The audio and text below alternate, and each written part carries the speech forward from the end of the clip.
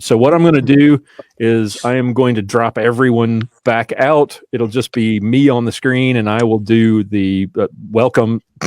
Okay. Bill dropped out. Okay.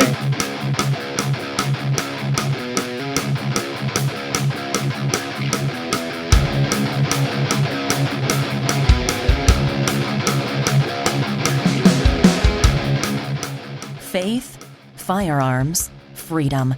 This is Armed Lutheran Radio.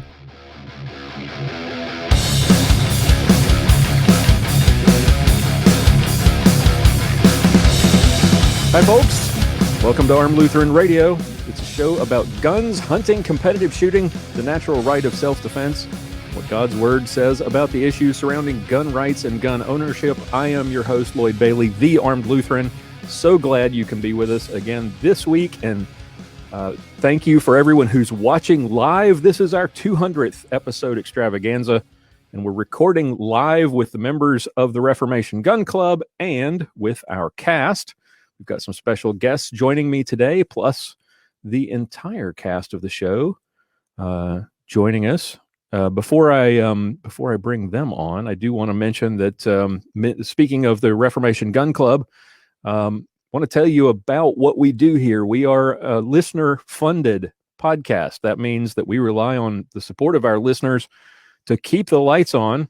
For as little as $1 a month, members of the Reformation Gun Club get access to hundreds of hours of exclusive content, some cool swag, invitations to take part in live shows like this one, and the satisfaction of knowing that they made all of this possible. And if you'd like to find out more, and if maybe you'd like to join them, go check it out at armedlutheran.us/gun club to get all the details. All right, 200th episode Extravaganza. Let's bring our cast on. You know him, you love him.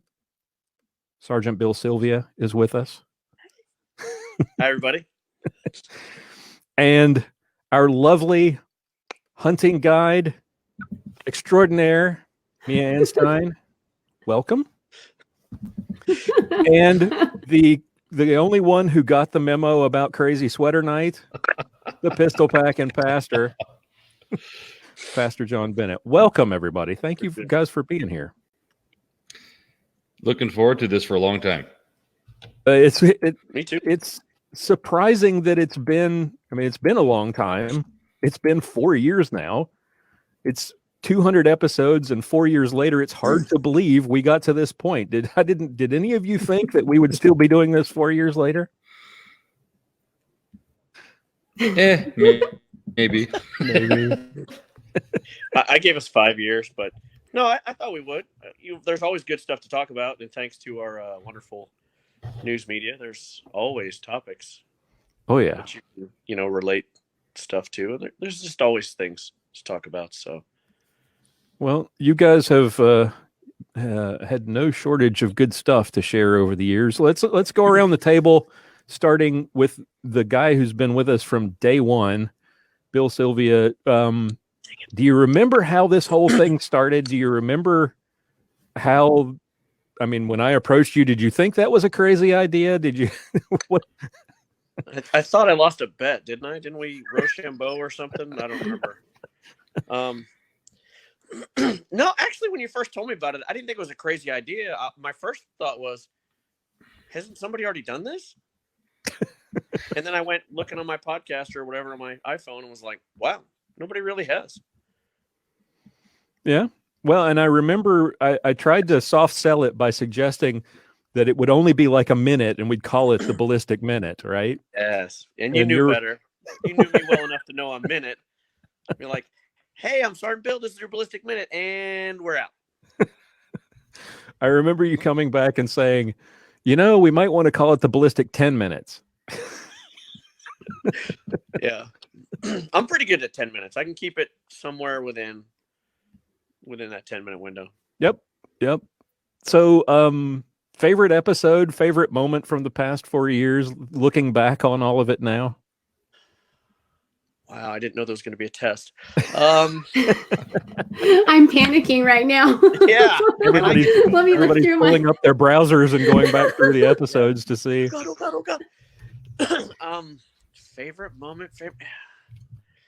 I think favorite moment is always when we get to hang out, whether it's talking about the show or shooting or whatever it may be. When I go for a ride and unannounced show up at your house to say hi.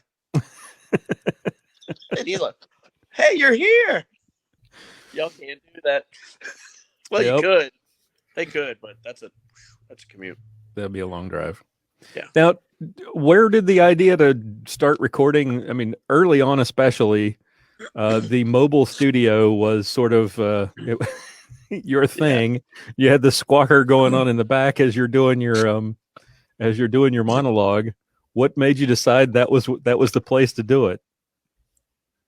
Probably a deadline. I think I did the first few shows, and I recorded them in a nice quiet bedroom at home, and tried to have some pillows nearby to kind of soak up some echo and make it sound good, because I don't have that wonderful studio stuff that you've got. And then I was probably at work. I had a notebook and was like, oh man, I need to do this. I need to send this in before the night's over. So, I'm at work. I need to keep the radio on. I need to hear what's going on, but I need to turn it down so it's not, like a normally is, Charlie 105. It's just crazy dispatcher that likes to hear their own voice, and then officers that talk on the radio too dang long. So I turned it way down, and I sent you a message saying, hey, if this is terrible with all the background sound, let me know, and I'll record it again when I get home. You were like, no, it's actually kind of cool sounding. So, right. Yeah. It's your calling card now. Yeah. I mean, gives it some, what's that crazy word I heard somebody say? It makes it authenticious. It's not a word. What is this past 4 years? What does it mean to you? Is it what is all of this meant? Yeah, I mean, all the gray hair. Yeah. I'm getting old, man. Older, grayer, fatter. It's really neat. That's a really tough question.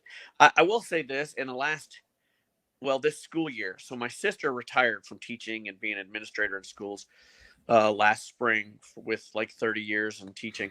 And my kids go to a private school, a little Catholic school here. I was going to say in town, but it's nowhere near where I live. And my sister applied and got a spot at the school for the 4th grade teacher, which my son will be in her class next year. And every Monday when I come into work, or every Tuesday, she's always like, hey, I heard your clip. I will listen to the show. And so she's my target audience, I guess. We're getting in there to the Catholic school teachers as well. That's good. Yeah. Yeah. So it's to me, that's kind of neat. It's a very personal motivation to keep going, but it's kind of neat. So John, you were next to join this crazy adventure. And we alluded to this recently in our last month's live show. You've got a story about how we originally connected and how you ended up ultimately on the show. Yeah, it's kind of a scandalous story too. It really is. So I used to be pretty active on one of the online gun forums, xdtalk.com, and somebody posted a review that you had done for some firearm. I don't remember what it even was. And I'm browsing through it on my phone, and I click on the links at Armed Lutheran, and next thing I know, I'm looking at pornography. And this wasn't like your soft Cinemax after 10 p.m. kind of pornography either. And I thought to myself, it's the Christmas sweater. It's the Christmas sweater.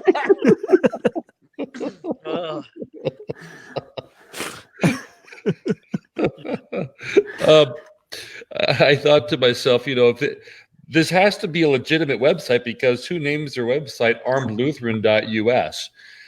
And so I go on to Google, try to pull up a sitemap for the website, and I noticed that on the desktop version of the site, no porn. On the mobile version of the site, Well, you know. and so I contact you, and you even nicely offered me a free holster just for, cluing you in on what was going on. But it was bad. Yeah.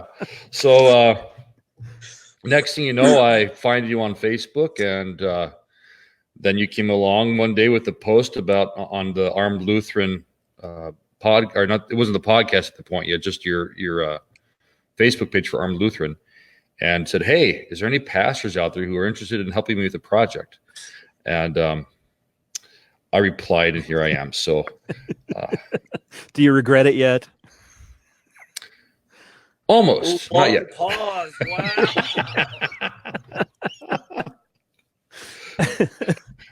Many hours that I can never get back later. I'm still here, so obviously something's working. But it. Did you? Do you remember those first few episodes? I've gone back and listened. Believe it or not, I've listened to every single episode, especially since I post everything on the Reformation Gun Club, and I try to recycle things for our radio station out in Oregon. And those first few interviews that we did together, we didn't quite. I mean, it's not the fun-loving. I don't know. We hadn't quite meshed yet. And it's a little bit different. Do you remember how that felt? Do you remember what you thought about those first few shows? You came back, so it must not have been terrible, but. Well, after I turned down that initial free holster, I figured maybe if I stick around long enough, you'll throw some more free stuff my way. So. Still waiting? No, the episodes. For me, everything was very scripted for me. We would agree on an article, and I would send you notes of where I wanted to make comments, and I scripted all my comments. And then the first time that I did it without any preparation, I thought, why the heck am I preparing this? It's so much better when I don't prepare. I can't say the same for my Sunday morning sermons, but for Armed Lutheran Radio, when I'm not scripted, when it's the two of us, it seems to go much better. Yep. Favorite episode that we've done together over the years? There've been some doozies. The one that always comes to mind is Steve Anderson and the Pooper Scooper episode. I have that one on my list as well. That one with the Pooper Scooper time after time on your AK. I think that's my favorite.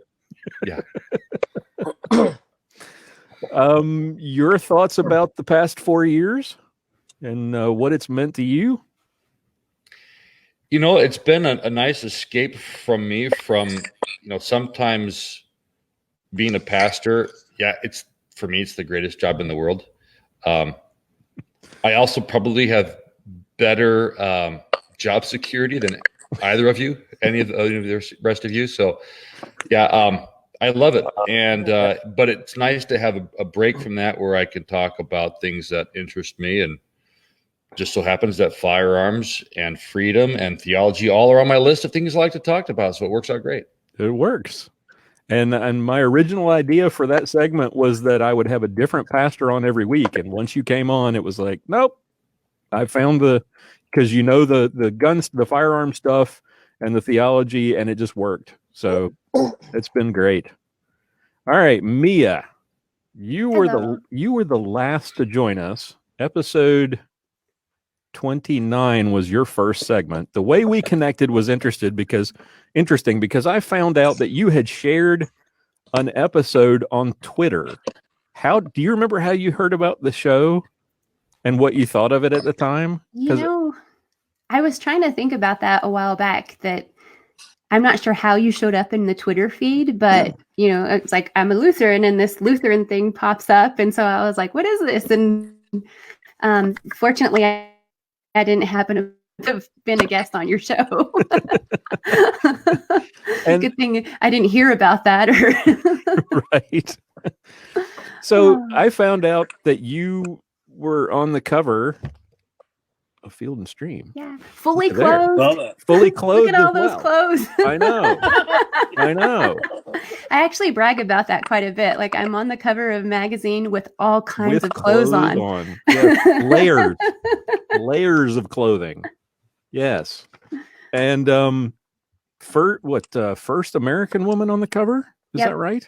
Yeah. Very cool. You're the one that pointed that out when you interviewed me. I actually was like, oh, well, there's been other women. And then you were like, but you're the first American. I was like, oh, cool. So I invited you onto the show, not even thinking about you being being a regular contributor, but because of this, and didn't know that you were an LCMS Lutheran. And you'd been writing and blogging and doing YouTube videos for a while at that point. So what did you think when I asked you to do this? I thought it was fun also. And it's actually been really fun because I can use some of the writing ideas can come here, or some of the stuff I do here, I transform into articles. So it's worked out pretty well. Very cool. Favorite episode? Just when you put Sergeant Bill on the spot, I have spit Funyuns out my nose. I've spit coffee out my nose when I'm driving to other states. And it's always the pistol packing Padre that just cracks me up. And I always think I should be writing notes about this stuff because I'll never remember. But you can't write notes while you're driving. So I just laugh and continue on my way. Well, you can. It's not advised for your personal safety. Yes, exactly right. All right. What does this last 4 years mean to you? It's hard to believe it's been 4 years now.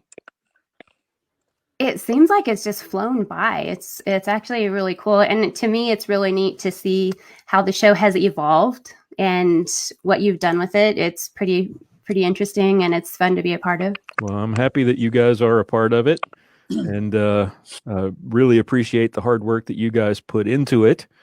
We are going to take a quick break, folks, and we're going to come back with the wayward member of our crew. Aaron Israel will join us right after this.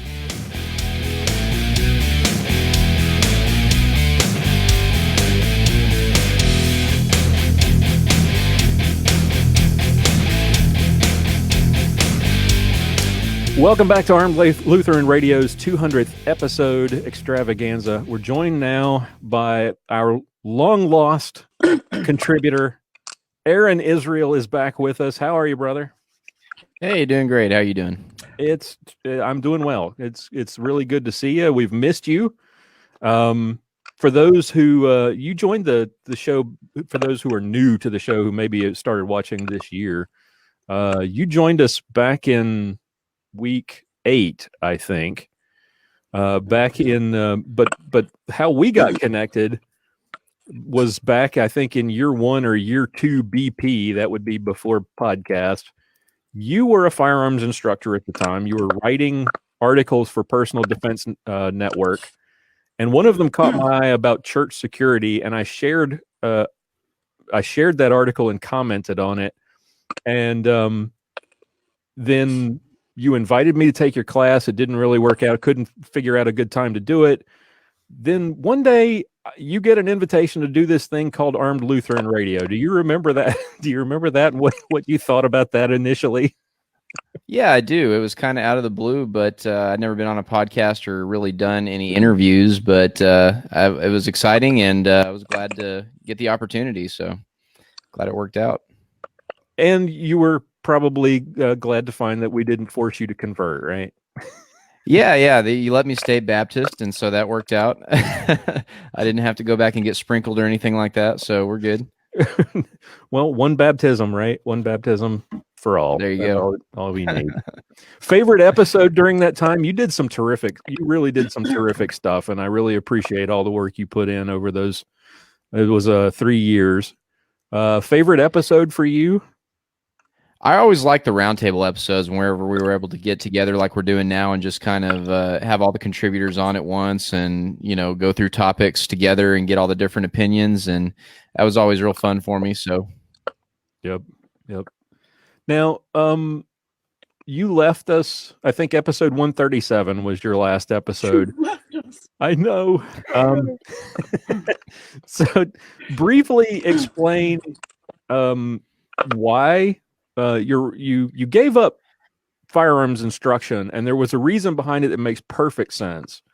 What was your sense of what was changing in for firearms instruction, and why you gave it up, and what are you doing nowadays?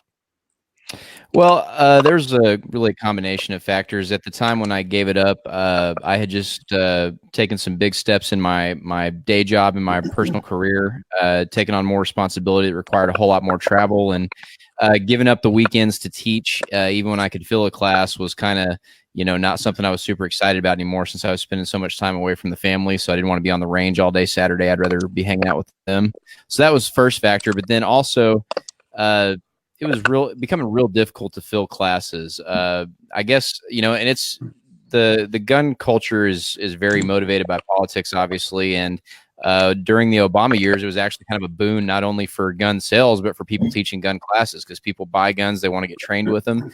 And everybody's gotten somewhat complacent since we have a president and an administration that's viewed as very pro Second Amendment. People aren't worried about losing their rights. So gun sales are down and people aren't taking as many classes as a result. So it just became very difficult to fill the classes. And the people that you got into the classes were just kind of trying to check the block and really weren't interested in doing anything but getting their license and then moving on and just having that card in their wallet. So with that being the case, I was always interested in teaching people who really wanted to be there. So the licensing market wasn't really for me. So I just decided to take a step back, and one of these days, if it comes back, maybe I'll get back into it. So, well, Sergeant Bill and I took your class, enjoyed it thoroughly. I really apprecited. That was good. That was good. I forgot about that.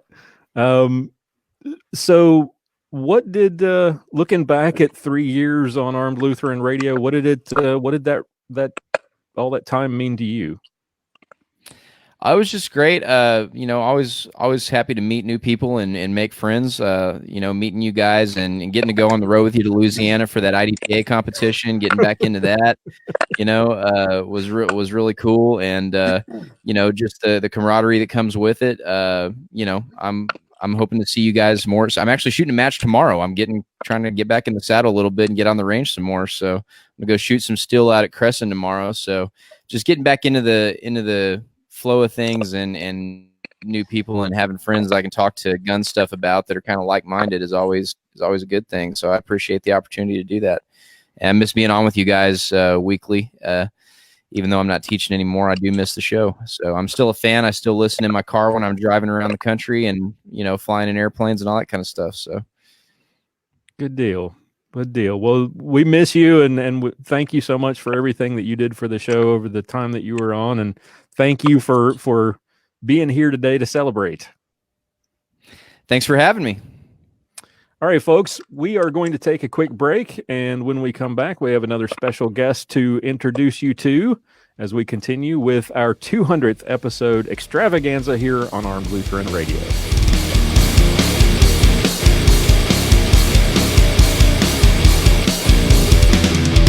Welcome back. It's our 200th episode Extravaganza. We're joined now by the host of one of the longest-running pro-gun podcasts ever. It is Bob Mayne of the Handgun World podcast. Bob, welcome. Hey, thank you. It's a pleasure to be here, Lloyd. Well, thank you so much for joining us. And of course, you're here with the rest of the cast. You've been doing this. You've been doing this for a long time. You're up to what, 491? I'm at 493. I posted that tonight, which will release tomorrow on the 15th. 493. Wow. Yeah. That's awesome. A couple of them. Yeah. Now, for those of you wondering why Bob Mayne is here, aside from the fact that he's awesome, the reason is really simple, and I've told this story before. Whenever people ask how I got started, I started blogging back in 2012, but I started listening to pro-gun podcasts. And there were two that I gravitated to for a couple of years before I started the podcast, and Bob Mayne's Handgun World was one of them. I just instantly gravitated to it because you're the everyman. You're not special forces. You're not law enforcement. You're a guy like me who's sitting in your car driving to work, who's talking with authority about guns in your mobile studio. Mm-hmm. In the Handgun World mobile studio. That's right. That's right. I really enjoyed the podcast early on. Like I said, I gravitated to it because it just spoke to me. What inspired you to get started, to start doing a podcast? Well, I was at that time in my job, I had a lot of windshield time. I was driving everywhere, all over the whole state of Texas. And there was only so much, business that I wanted to do, actual business while I was driving. And so I wanted something to pass the time. And I had been thinking about starting a podcast anyway. And I thought, well, I got a lot of time here in my car. So why don't I just try recording? And what's interesting is I actually recorded 2 episodes that I never released just so I could figure out how to record while I was driving my car. But I wanted to do it, and driving in my car is when I had the most time to do it. Yep. Well, the other thing that I liked and have always liked about your show is the fact that you never shied away from talking not just about guns, but about your faith. Yes. And I really do appreciate that. Talk about why that was important to include in your show when so many others seem to focus solely on the gun side of things and the political because side. I wanted my listeners to know who I was and who I am, and that they're listening to a real person who is authentic and not just somebody, trying to hide themselves. One of the things I don't like is a lot of people try to put out a false personality out there as somebody that they're not. And I am a man of faith. I am a Christian. I make absolutely no apologies about it. I'm proud of it. And so that's why I started talking about it. And, I thought, well, I might lose some listeners by doing this, but I don't care, because, if they're going to drop me because of that, then just so be it. That's the way it is. Well, I really do appreciate that. You inspired me to start doing this. And if I haven't told you before, thank you so much for that. And thank you for everything that you've been doing. What's the future look like for at 493? You're still going strong. Yeah. Well, the future is, obviously, I'm closing in on my 500th episode pretty soon. It's been a little over 10 years. I launched the podcast in August of 2009. So I want to do something real special for my 500th. And, Lloyd, you got me on this episode, so you want to be on my 500th episode? I would be honored. Okay, well, good. Then I'll announce it here first. Lloyd Bailey will be one of my guests on my 500th. Now, I'm only doing 2 a month now. So right. I guess it's going to take me another 4 months to get me to 500. You're going to have to remind me. I have a short memory. I'm sorry. It's going to take me 3 months. 3 months to get to 500. Yes. Gotcha. Yeah. What prompted the change? You were doing shows every week for many years. What prompted the change to once every other week or twice a month? That's a good question. And there were 2 things that prompted the change. Number one, time. I just didn't have the time to prepare because of my busy real job and family life and things like that to prepare every week. Actually, if you recall, I was doing 2 podcasts every week, 1 week, an episode every week. Yes, that was just way too much. That was way too much. And I was getting dissatisfied with the quality of what I was putting out because I was trying to rush it.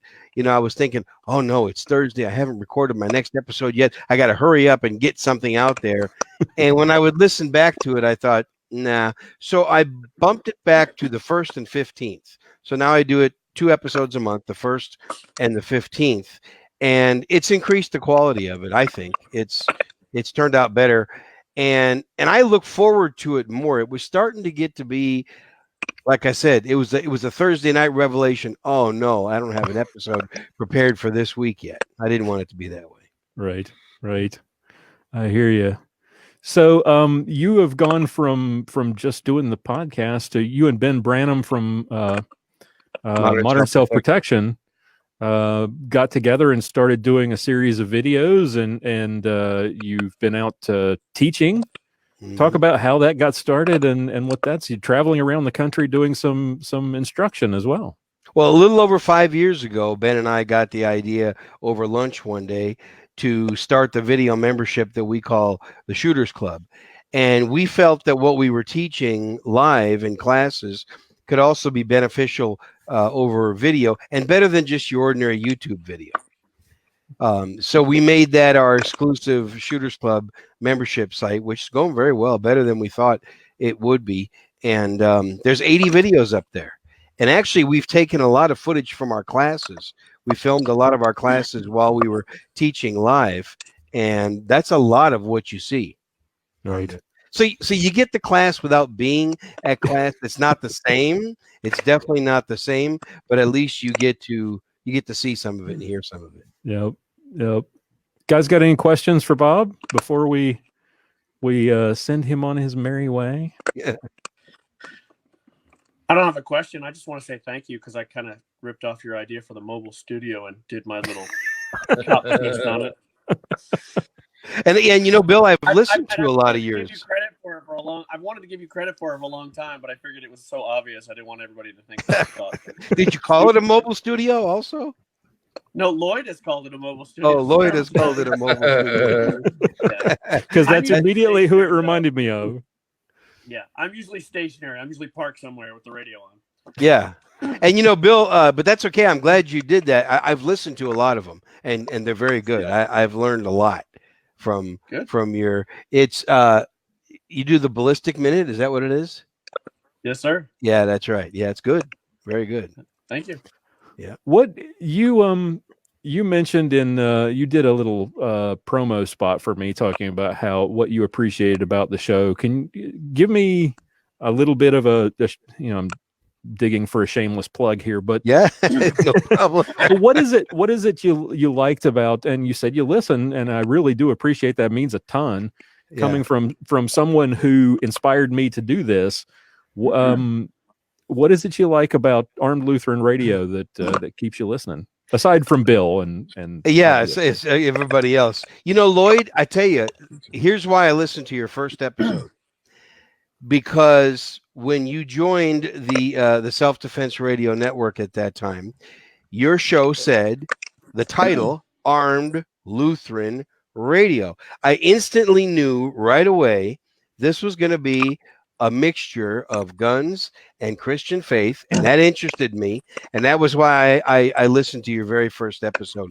So what I like, Lloyd, is you've come right out from the gate, from the very first episode, and said we're going to put Christianity and guns and self-defense together. I really never even did that, but you packaged it that way, and that's what I liked. Well, thanks. I appreciate that. Congratulations to you on your success. I really do appreciate everything you've done over the years. Thank you for the inspiration, and Christ's blessings to you. And thanks again for taking the time to come on the show. And thank you for the invite. I look forward to being on episode 500 of Handgun World. Well, you're very welcome, and thanks again for this opportunity. It's been great. All right, folks. When we come back, we've got just a couple of segments left. We're going to head over to the left coast to visit with a man whose seminary project to teach theology by playing a game show became the long-running Table Talk Radio podcast. That's coming up next. Don't go away.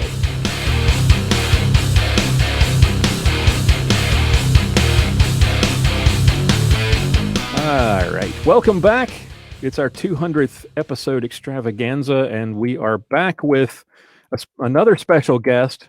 The creator and co-host of the long-running Table Talk Radio podcast and the pastor at Faith Lutheran Church in Rogue River, Oregon, Evan Goeglein, former guest. Welcome to the show. Thank you. It's great to be here, and thanks for having me on. So let me get all the rest of our crazy crew in here as well. Now you've been a friend of the show from like season 1, I think. You were on the show 3 episodes first season, and you haven't been back. We gotta get you back on here. Yeah, we need to rectify that. Table Talk Radio. I know as much as you guys have been trying to quit, you just can't seem to give it up. 400 and what did I see? 480 some odd episodes now. Yeah, it sounds about right. Crazy. The show that just won't die. Yeah, it's not for lack of trying, though. Talk about how you got the inspiration to do this. Is a great story, and Pastor Wolfmueller told it when he was on the show once. I want to hear it from your mouth. How did you get you're fact checking? Huh? See if it's fake news that what he's been talking about. Okay. Well, it's coming from Brian, so you never know. All right. Well, I did a little bit of radio when I was in high school, and I started in our small town a theological show. Had him on a few times, and then I went off to seminary. And so he always wanted to do something in radio, and I had a little bit of experience. So I said, well, why don't we do it? It's funny because I was in the middle of a seminary class where he had to do some kind of a project. So I kind of folded my work onto this the show as part of the project, just so I could use it as an excuse to work on it. So, got that homework assignment done, and then continued working on the idea for a podcast. We started out with the idea of actually doing kind of like a syndicated radio show, and we worked hard. We got advertising dollars, bought airtime on different radio stations, and we're just working our butt offs trying to get our sponsorship to get on airtime. Meanwhile, people are downloading our show on the internet. We're going, why are we spending all our time trying to get advertising dollars to be on radio stations? And we still are on a few. But meanwhile, this internet thing, podcasting, is taking off. So we just put all of our energy behind that, and it really took off. So, but really the idea behind the show was sort of Brian's idea. It was a theological game show. And the idea was to not take ourselves too seriously, but to take the theology seriously. So we play various games like Law or Gospel. We play things like Bible Bee, where you read a Bible verse and you have to guess what book of the Bible it's in, and various games that try to make it a little bit more engaging, not just kind of a dry discussion, but try to bring the listener in a little bit. So that's kind of what we're doing with Table Talk. How are you? Where do you get the ideas for the games? You've got a huge selection of games that you guys play. Well, usually they just kind of pop into our head when we're doing something else. But really, we have a liner somewhere in the show that says the games are just an excuse, and that really is true. That it really starts with what we want to talk about, and we think, well, what game would get us to that point? And so, we maybe if we want to analyze something that was in the news, for example, we'll think of a game that would get to that. Some of our older games is like Which Ladder, that looks at the ladder of moralism, mysticism, or rationalism. And so we'll play a clip, and then we'll ask, which ladder is it? Or we have a game called 10 Commandments in the News, where we look at the news story, then ask, how are the 10 Commandments engaged in this article? So just some ways to kind of get at talking points that get Christians thinking, but in a little bit more fun way. We ripped off that last one, by the way. Good. Well, it's we're not paying any royalties for it. Yeah. The idea is so that other people would do this in other contexts. So good for you. That's what we want to happen. Yep. We've done Crime in the 10 Commandments, which is cool. Yeah, that's a good one. Yep. So you are the pastor at Faith Lutheran Church in Rogue River. And you have a radio. The reason that you're here is not only because you've been involved, sort of a guest on the show and a fan of the show from year one, but you have a radio station that your church operates. Was that something that came with the call, or was that because of your being a fan of radio and your interest in radio that you said, we need a radio station? Yeah, well, so the radio station did not exist before I got there, but that wasn't on my radar or anything that I thought would be a project for us. But I happened to cross. This was I think back in 2013, 2014. I happened to cross this opportunity that the FCC puts out. It's called a low power FM license, and what it does is allows you broadcast up to 100 watts. And so they only have a filing window for this opportunity once every very so often. I think the last one before 2013 was the year 2000. So every 13 years or so, but they don't make any promises when they'll allow it to happen. So I found out about it and I went to the church and I said, hey, this is something that we could do. I have a little bit of experience. I think we could talk to the right people and make it happen. What do you guys think? And they loved the idea. And so we went through the licensing process, hired the right people to get the paperwork filed and the engineering behind it. I didn't know how to do any of that, but in 2015 we launched and we've been going ever since. So it's like I said, a small 100 watt broadcast, and we kind of have two goals with it. On the one hand, we want to get our theology, our doctrine out to the community so that people know what we believe and what we teach. But we also have emphasis on supporting the community. So we have a volunteer in town that does the local high school sports, for example, and things like that. So it's kind of a dual purpose radio station. Cool. And Armed Lutheran Radio is on exactly one terrestrial radio station in the world, and it just happens to be KRRC 94.3 The Bridge, operated by Faith Lutheran Church in Rogue River, Oregon. Evan invited me to be part of the lineup, and I'm sure his congregation hasn't let him forget that. Well, I mean, it's great. I think what you're doing is great, and kudos to you, because you're bringing it's not just a show about guns. It's also a show that considering the theology with it as well. And so I like those kinds of shows in particular because it draws maybe two interest groups together.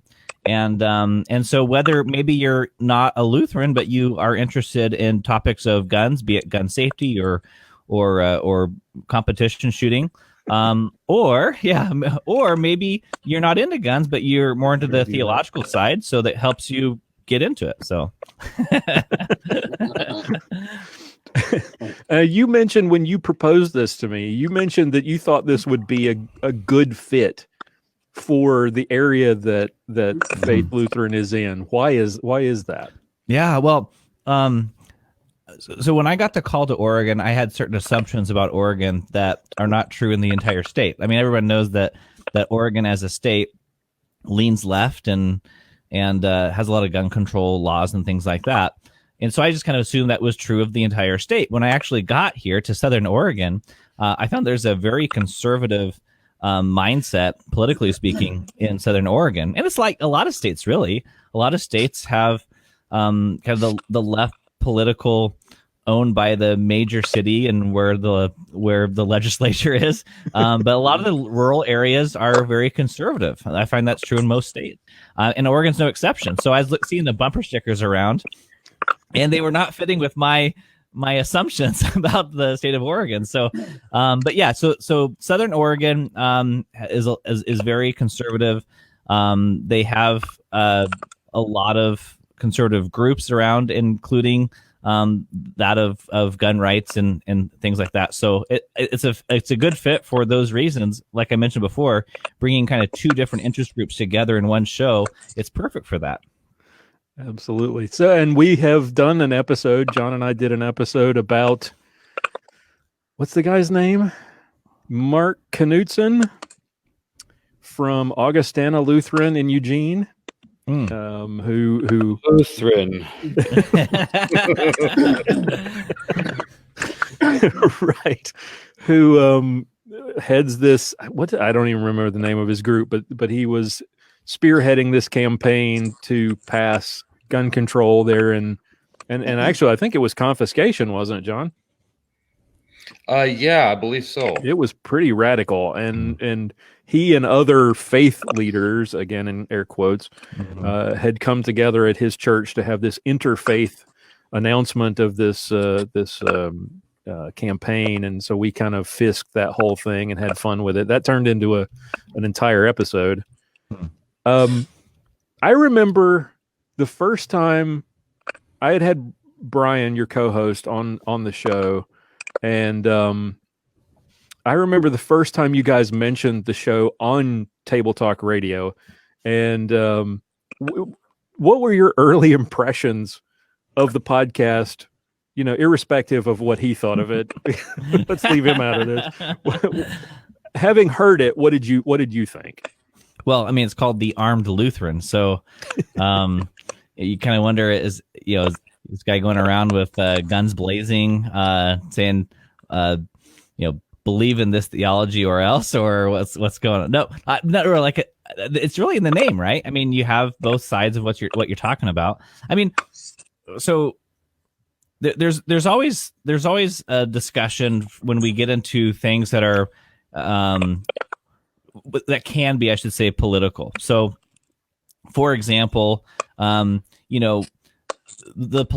classic political lines might be drawn with, like, gun control is one of them, but budgetary concerns, taxes, education, those are all kind of political things. Now, within the context of my church, there might be people who vary on what they think about education, for example, and there's no kind of biblically mandated you must think thusly about education, and so I think for that reason, a lot of pastors are sort of touchy about things that are seen as political, and so there's maybe a first impression wondering, what is this guy's agenda? I mean, what's he trying to pull off here? Like, are you saying that you're mandated by God to own a gun and open carry? I mean, is that what God has commanded?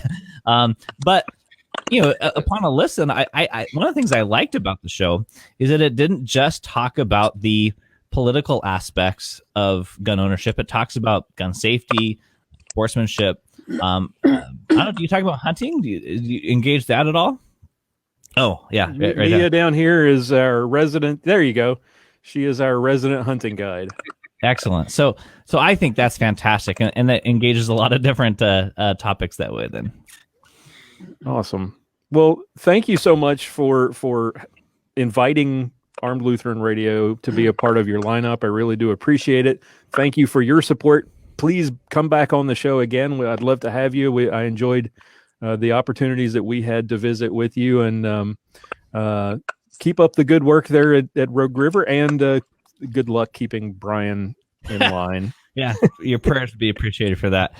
Thank you all, and thank you for all the work you put into the show too. I mean, I know that's a lot of work, a lot of editing, and you do a great job. It sounds very professional, and that's one of the reasons we like it on the station. And hope that it gets a broader listenership, because it's well deserved. So you keep up the good work as well. Well, thank you very much. All right, folks, we will be right back with one more segment right here on our 200th episode Extravaganza right after this break.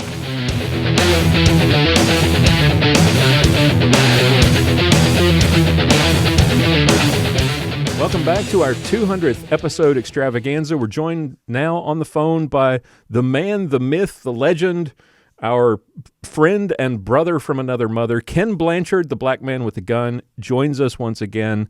Welcome back, Kenn. It's been way too long. Man, thank you for the invitation. I really appreciate you letting me come on the show. 200, man, way to go. Thank you. And I owe that in large measure to you, because you were part of the inspiration for doing this, and you kind of pushed me off the ledge to get started. And we'll get to that in a minute. But I went and looked. You've done, if my math is right, because some of the latest ones or the last ones weren't numbered, 620 episodes of Black Man with a Gun. Is that right? Yeah, it's pushing more like 631. Holy cow. And it lasted over 12 years. 12 years. That is amazing. When people ask how I got started, back before the podcast, I was blogging, and I started listening to pro-gun podcasts, and the two that I gravitated to instantly, Handgun World with Bob Mayne and Black Man with a Gun.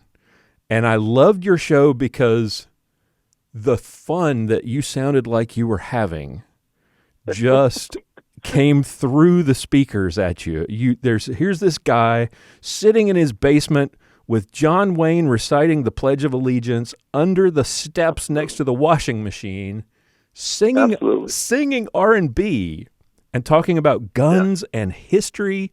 And you made it feel like you were talking to me and nobody else. Oh, cool.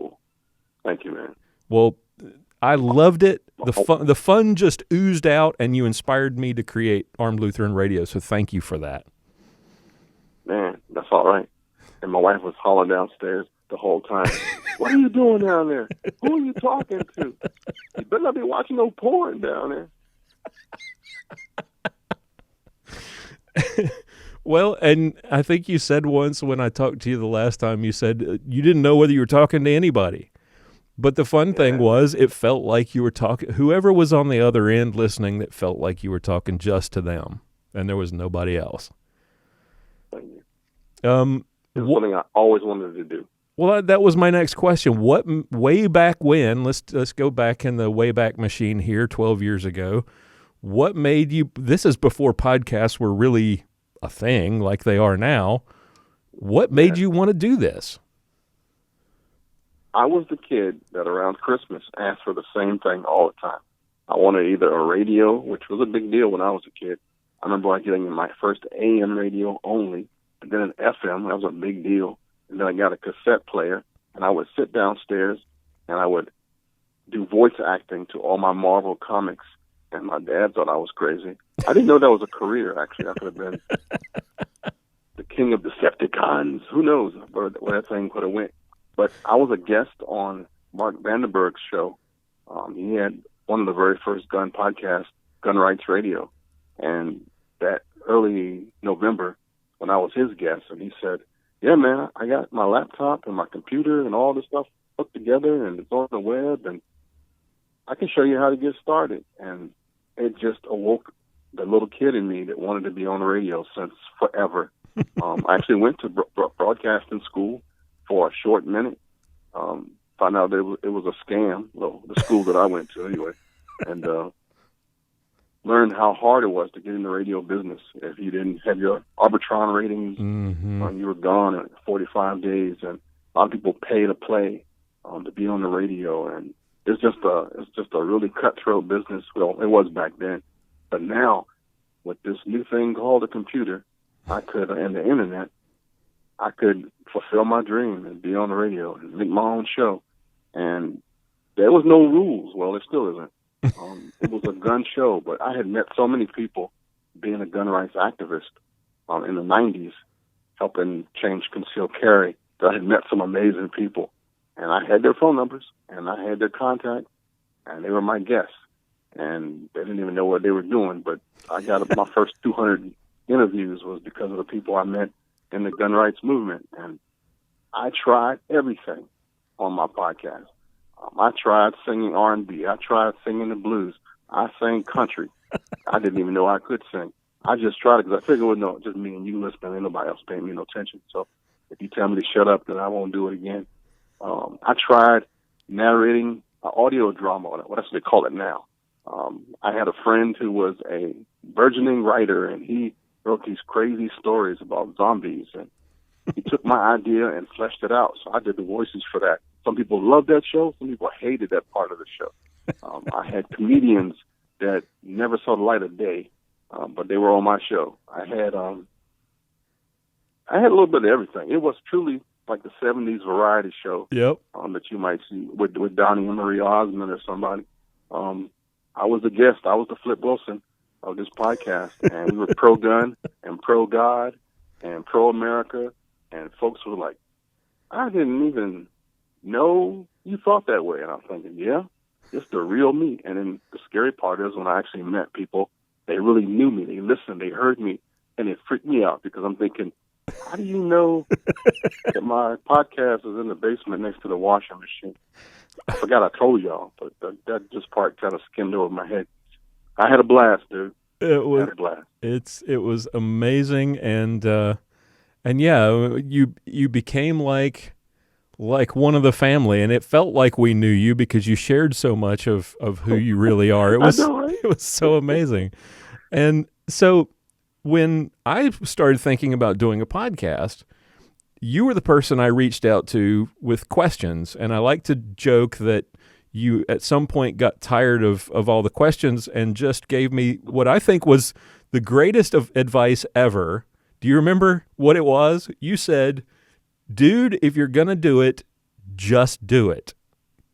And I've Yeah. never forgotten that. Yeah. And I understand now. Everybody's born with a voice. Everybody has a message. Everybody has a style. Just do yours. Yep. For those who are thinking about, because I now understand why at first I was like, okay, that seems kind of cold. But the more I started just, like you said, just doing it, it made more sense. And now it's so, I understand it so much better. For those who are thinking about making their own podcast and or maybe have some doubts or they just don't know where to go or how to get started, why is that important? Why is that advice so important? I think it's like nature. We revere eagles a lot, but if you look at how animals treat their offspring, sometimes it's kind of cold. You climb up a mountain and you see an eaglet sitting in a nest.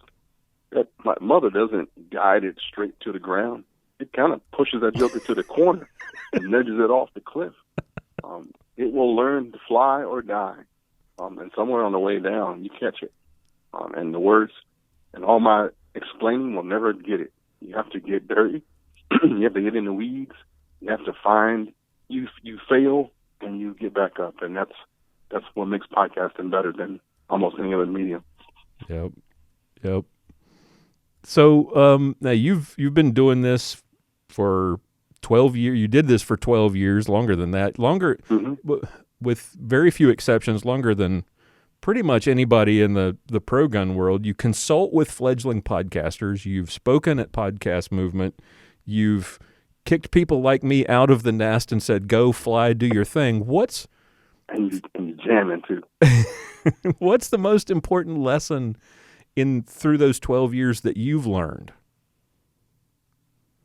I learned that I didn't have the answers. I was looking for, I was like Dorothy in The Wizard of Oz. I had the answers all the time. I was using the gun movement as my audience because they were my safety net. You guys, my family that believes in the Second Amendment, we're all different faiths and cultures and ethnicities, but we're all kind of connected with the gun thing. I found out that I didn't even have to hide behind the gun thing. I could just be Kenn. And that's where I'm going to take off in 2020. More Kenn and less kind of, I don't know, hide behind something or just use one piece. I'm going to see how far that goes. All right. Cool. I want to talk about that in a minute. Before I do, I wanted to ask you, like I said, you were a huge inspiration both in the fun and the advice and the way I love the segments, and that's part of why I did my show the way I do, I think, because the show is in segments. You've been on the show, I know it's been a long time. Have you listened at all? What do you think of the show? Oh, you got it, man. You got a voice all your own. I like the way when you have like other guests, how you guys talk. You have a natural communication style. It took me a minute to get it to where I was comfortable. And then you even dabble in the graphics and you do a lot of stuff, man, on your own. And that's the part that people don't recognize, that when you do podcasting, you have to become jack of all trades. You're the producer, cook, bottle washer, trash man, you're everybody. And that part, I look at how smooth your show runs, and I go, yeah, he's like a duck. Them legs are kicking underneath their water, and he's making it look smooth. Well, Mama Duck taught me well. Cool, man, cool. So let's talk about what you're up to nowadays, because you ended Black Man with a Gun in November, and like you just said, 2020 is going to be more Kenn and less other sorts of distractions. What are you thinking? What are you working on? What's next for you? I've learned to do more like Jesus. He taught by parables, and my strongest episodes were stories, and I wove history into the little bit of history that I had in my 57 years of being on the planet. So when I talked about the New Year's Eve, Christmas, I talked about how my grandmother talked about watch night service and how that was connected. When we talked about the black codes and gun rights, I would even add the parts of my family struggle through the 40s and the 50s and the 60s. And I learned that that's like my gift. So I want to be able to do that about everything, not just about firearms. Because sometimes I would go on a tangent and I would get somebody would email me and say, hey, man, that's pretty good, even though it had nothing to do about the Second Amendment. And I'm like, yeah. Everybody wants to steer you back on course where they think you're supposed to be. Yeah, exactly. So since I figure I gave 631 episodes of gun stuff, I got a little bit more to go. And I'm talking about health and fitness and everything else that I like, motorcycles, family, you name it. Just if I can help somebody out. There was a character that Richard Pryor used to do all the time called Mudbone. Oh, and Mudbone was this bum that sat on the corner. It was a wino, I believe. People used to go to this wino for wisdom. He was kind of the version of some old guy on the mountain. Right. We don't have many of those old guys around that we go listen to. I think even Bill Cosby had a guy he used to mimic all the time about some old guy somewhere. And I am that old guy now. I've messed up and done some stuff that I can help out other people. They don't have to make my mistakes. I'm gonna make fun of myself. I'm gonna tell the story. I'm gonna share wisdom and hopefully entertain and educate at the same time. That's my goal for the future. Awesome.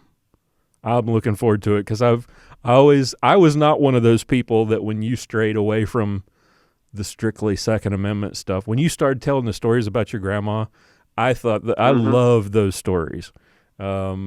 So I am really excited, looking forward to what you do as the Mudbone of the podcasting world, what you can do for 2020. That's exactly what it is. There's a term for it.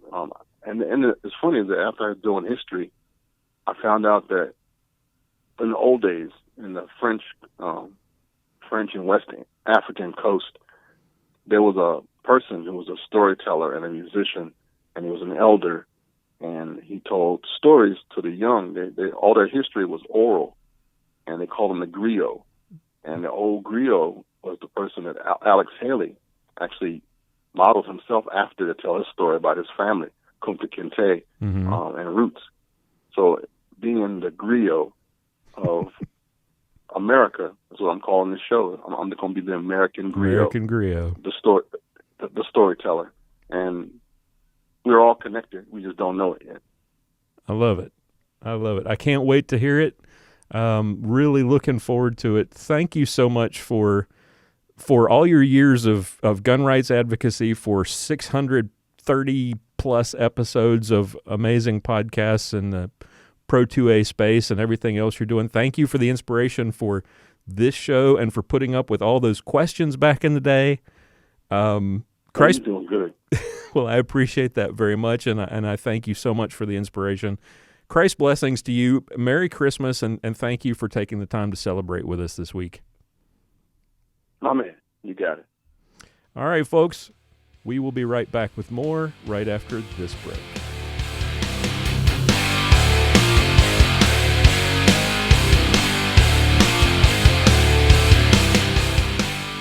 Welcome back to our 200th episode of Armed Lutheran Radio, joined by my awesome cast, Sergeant Bill Sylvia, Mia Anstein, and Pastor John Bennett. This is our final segment. Each of you kind of,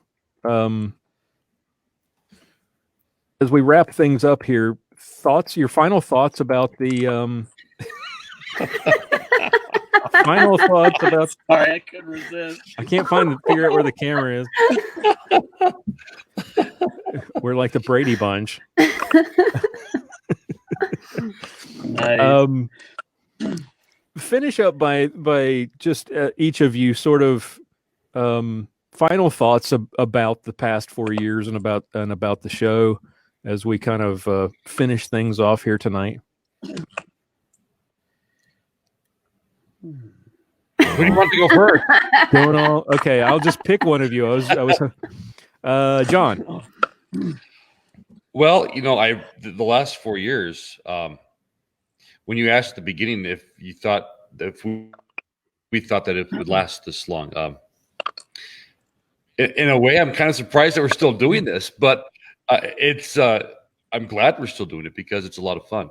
I have to say that I really like, even though I was kind of dreading at first the idea of having my very own segment every other week. I'm thinking, gosh, how am I going to get this all done? But I really liked the change because it seemed like we got to the point where we were just dealing with, it was the same garbage, different day kind of thing.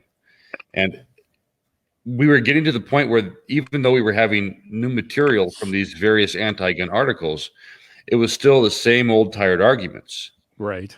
And so the changes that we've made I feel have created a bit of freshness for the show. And it's in my opinion, it's a much needed improvement. So I do. Well, I appreciate it. Mia, you're next. I'm next. I like the new schedule also, the way you've formatted it, except that I forget when the weeks are. So that's kind of hard. But it was easy to know every Friday. Right. Now I'm like, was that last Friday or is this next Friday? And I was worried about, I was like, I'm sending out these reminders every week. All right, so if we do it every other week, they'll have more time and I won't have to remind them. Now I'm finding I still have to remind you because I can't remember which week it is. So I even have it on my calendar, but still. Then I have to go find technology to upload. That's true. You face some challenges that the rest of us don't, which is being out in the middle of nowhere a lot of times, trying to put together and I don't always take that into account, so bad on me, and I apologize for that. But thank you so much for braving the lack of technology, driving into town for 5 minutes to record something. There's been a couple of episodes where I sent you a message about a segment and you were like, hold on, I'll drive into town, and gone. Yeah, she'll drive into town where she has internet reception, record something, and then upload it and drive back to camp. Yeah. Bill? It's worth it, though. It's fun. All right, my friend, you're last, but not least. What was the question again?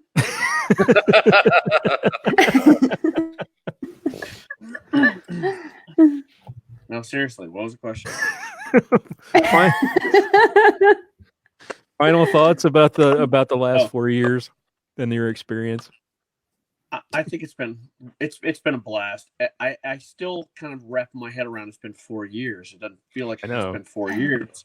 I mean, I've watched my kids grow in 4 years, and yeah, it's been 4 years, but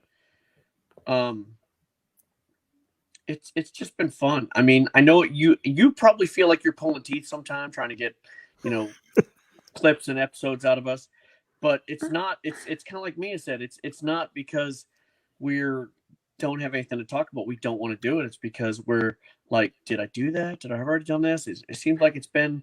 I've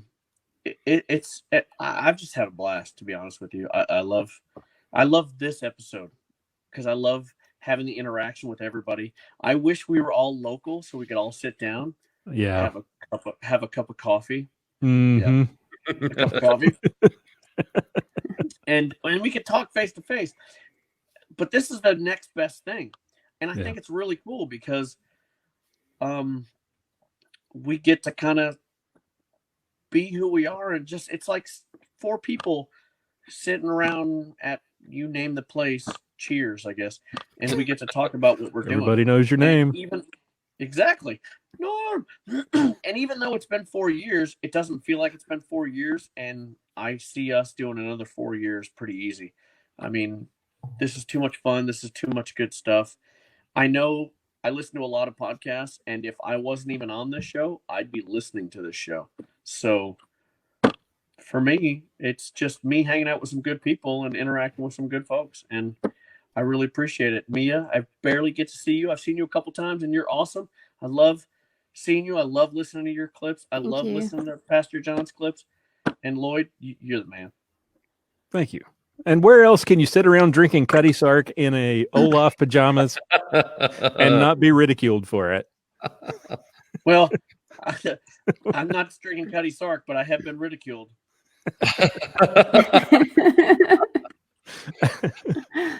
I have the volume up pretty good. I heard y'all talking about the dojo. Yes, absolutely.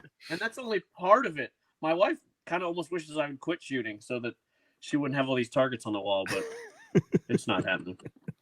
I have taken a break just because. Tell her she needs to design like decorator targets. Ooh. Yeah, there you go. There's a side business. New idea was just born. Throw pillows. One side target side. That's throw pillows with the target on one side. Then when you get people to show up visiting, you just flip them over. Yeah, that's a great idea, John. That's a great idea. You might want to patent that right now.